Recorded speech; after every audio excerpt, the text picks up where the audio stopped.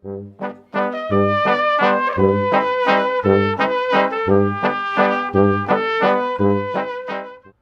día, mi nombre es César Ponce, en la cámara Alfredo García. Estamos aquí transmitiendo desde su casa, Centro de Investigación SANEM, donde estudiamos la relación mente-cerebro-cuerpo, psiconeurobiología. Bueno, este video queremos dedicarlo al tema de lo llamado transgeneracional, o vamos, como dice el título del video, la relación entre el cerebro, ¿no?, y la percepción y la memoria genética, por ejemplo. ¿De qué se trata esto? ¿Qué es el cerebro? En síntesis, lo hemos visto en otros videos, es una inteligencia que procesa una gran cantidad de información, 52 millones de operaciones por segundo más o menos, de los cuales un humano es consciente de 64. Partiendo de este punto, hablamos que el cerebro es una inteligencia, ¿no?, una inteligencia que toma las decisiones más importantes en nuestra vida, ¿no? Entonces, eso es un primer punto. El cerebro no nació en blanco, ¿no? El cerebro ya nace con una serie de memorias que desde que descubrimos esto que llamamos genética, las investigaciones de Watson y Crick y todo lo que se ha derivado desde ahí, entendemos que hay una transmisión de información que de alguna manera le empieza a dar sentido a eso que llamábamos evolución, ¿no? Una evolución como un proceso de aprendizaje continuo y de transmisión de información. ¿Qué implica el aprendizaje? El aprendizaje implica que hay una situación nueva, o lo que podríamos llamar a nivel biológico un conflicto biológico, una situación ante la cual no tienes una respuesta, y la parte evolutiva lo que implica es encontrar, crear esa respuesta para poder adaptarnos y continuar. El proceso mediante el cual esto sucede es la transmisión de información. Una generación vive la situación conflictiva, ¿no?, y si en esa generación no se encuentra la respuesta, se va transmitiendo el proceso de aprendizaje, que es lo que permite que miles, millones de años después aparezca una especie nueva, adaptada a este nuevo entorno, por ejemplo, fuera del agua, por ejemplo, nuevos niveles de ciertas sustancias y demás. Bueno, entendiendo esto, que es como la parte teórica, vamos al ser humano, ¿no? El ser humano y su cerebro es una estructura diseñada sobre todo para vivir del lenguaje, es decir, para satisfacer nuestras necesidades no recurrimos a la fuerza o a la agilidad, sino a la capacidad comunicativa y a la capacidad de transformar nuestro entorno, crear cosas, ¿no?, herramientas, y de esa forma satisfacer nuestras necesidades, siempre organizándonos con nuestra manada. Somos seres sociales, es decir, lo que llamamos cultura. Cuando hablamos de cultura, hablamos de que parte del proceso de evolución propio del humano fue la diferenciación de funciones, o lo que luego se llamó división del trabajo, ¿no? Encontrar que distintas fuentes de alimentos, algunas arriba de los árboles, otras abajo, algunos insectos, esa diversificación de alguna manera se fue generando en especializaciones. Entonces, de alguna manera, empezó a haber gente que se orientaba más hacia una actividad que a otra, ¿no? Y de alguna manera ese proceso de aprendizaje permitió que el ser humano evolucionara, ¿no?, a nivel de lo que llamamos cultura. Es decir, se generan lo que llamamos roles. Conforme la cultura humana se va complejizando, ¿no?, se hace más compleja, se van diversificando los roles, ¿no? Aparece una explosión de la división del trabajo, sobre todo recientemente, lo cual hace que haya una gran cantidad de roles, pero hay roles como muy precisos. Pensemos en esta cultura en la cual vivimos nosotros, la estructura familia tiene roles muy precisos, que de alguna manera cuando tú naces, y esa es la otra parte de lo que es el cerebro, no naces en blanco. Tu cerebro ya nace con una serie de informaciones, ¿no? Nace con un condicionamiento, ¿no?, que le permite funcionar en un sistema cultural, es decir, un sistema simbólico de relaciones, de conducta específico. ¿Cuál? Pues el de tus padres, madre, abuelos, abuelas, que es la memoria más reciente, y de ahí para atrás. Vamos, simplemente hablamos de esto porque es lo más reciente en nuestro entorno.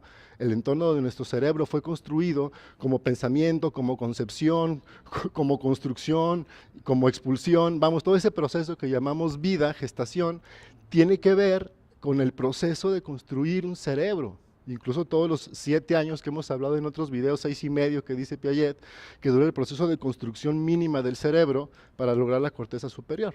Entonces, ahí, insisto, a mí me gusta mucho esta frase de Sartre, que dice, el ser humano es lo que hace con lo que hicieron de él. Tú cuando naces ya tienes un rol, un lenguaje, una identidad, una personalidad, hasta un apodo, ¿no? Entonces ya tienes una construcción de un personaje. A partir de eso haces lo que vas pudiendo. Bueno, estableciendo estas dos cosas y las juntas, los mamíferos, o sea, otra parte del cerebro humano es que es mamífero, ¿no? Los mamíferos tenemos crías para sustituir a los miembros de nuestro clan, de nuestra tribu, de nuestra manada que mueren. Entonces, cuando hablamos de este proceso, implica que nosotros nacimos para sustituir a un miembro de nuestra manada que murió, y este miembro de la manada tenía un rol, por lo tanto, nuestro cerebro nace con una tendencia que no está determinada, mas sí condicionada, sobre todo si el entorno en que naces te ratifica ese rol. Naces con una tendencia a precisamente sustituir a alguien que tiene un rol. Eso es de alguna manera el origen científico de la parte transgeneracional. En la parte práctica, que implica que muchas veces, si mi papá o mamá tuvieron una gran carencia de una relación, por ejemplo, maternal, implica que para su cerebro está una ausencia de esta persona. Entonces, cuando tienen críos, uno o más de alguno de los críos nace con una estructura del cerebro para sustituir a este miembro de la manada, es decir, a la mamá de papá, por ejemplo. Entonces eso implica que desde chico o desde chica, esta persona tiene una personalidad, una actitud protectora con su papá, ¿no? Hay una relación muy intensa entre ellos, al grado de que ella solo se enfoca en hacer lo que papá dice, y en esta cultura te dicen, pórtate bien, saca buenas calificaciones, y la niña hace todo eso, genera un patrón de eficacia y responsabilidad muy, muy, muy grande, ¿no? Por ejemplo, que a la larga acaba siendo la que absorbe las responsabilidades. Cualquier situación que aparece en su sistema familiar, es ella la que recurre, ella se siente responsable de responder o de resolver, y se va cargando. A la larga, este rol se vuelve sumamente pesado, cansado, ¿no? Y no te das cuenta que estás siendo la matriarca de todo mundo desde que tienes uso de razón. Por lo tanto, tú nunca has tenido mamá. Nadie te ha visto como cría, te han visto como un ser al que hay que pedirle algo, porque a la mamá se le pide y no se le da. Me voy explicando. Entonces, esto sería un ejemplo sencillo, de alguna manera, de lo que podemos encontrar si nos aventamos un viaje a preguntarnos desde dónde, en qué entorno cultural, en qué memoria conflictiva se construyó mi cerebro. Vamos atrás, reconociendo que somos, gracias a lo que nuestros ancestros, nuestras ancestras vivieron, muchas veces, y sobre todo si analizamos una historia de nuestra cultura, lo que tuvieron que soportar, sufrir, sobre todo las mamás, sobre todo las mujeres, pero no se diga los hombres desconectados. Entonces, vamos, es una invitación a profundizar en ese aspecto, invitarles también a fundamentar esta práctica a los que la hacemos, ¿no? Los que buscamos transgeneracional, porque luego hay como una separación entre la parte biológica y la parte transgeneracional, una como muy psicológica y una como más biológica, pero realmente hay un punto donde convergen, ¿no? La biología y la cultura son fundamentales, pero hay que encontrar dónde se acoplan estos dos sistemas. De alguna manera eso es parte de lo que nosotros indagamos aquí en SANE. Bueno, eso es lo que les quería compartir. Muchas gracias. No dejen de compartir el video si les parece interesante.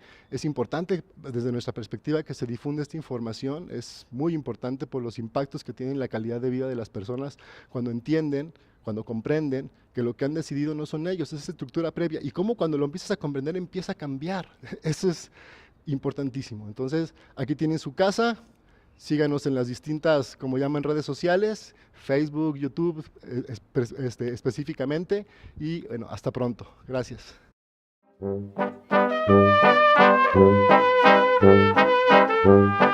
Thank you.